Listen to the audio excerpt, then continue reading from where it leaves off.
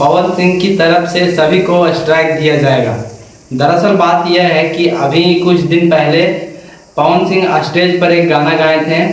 वो गाना अभी रिलीज नहीं हुआ है और गाना वो गा दिए थे स्टेज पर। भगवान का दास तोहरा लइका के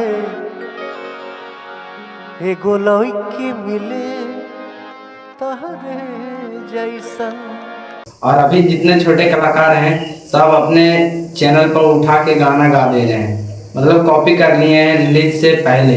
तो प्रियांशु सिंह की तरफ से सभी को वार्निंग आया है कि लास्ट वार्निंग है ये, अगर गाना नहीं हटाया गया, डिलीट नहीं किया गया तो उसके चैनल पर स्ट्राइक दिया जाएगा और उसका चैनल बर्बाद हो जाएगा। इसीलिए मतलब पवन सिंह गाना गा दिए थे स्टेज पर और उसी को सब कॉपी कर रहे हैं। कॉपी नहीं करना चाहिए भाई, रिलीज से पहले गाना कॉपी कर ले रहे हैं। हाँ, पवन सिंह का भी गलती है इसमें, लेकिन थोड़ा सा दिक्कत तो हुआ था।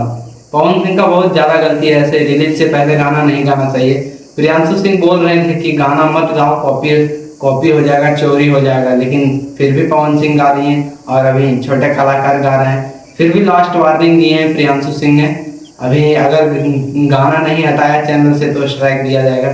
तो आज का अपडेट यही था, तो मिलते हैं हम लोग साथ नेक्स्ट वीडियो में।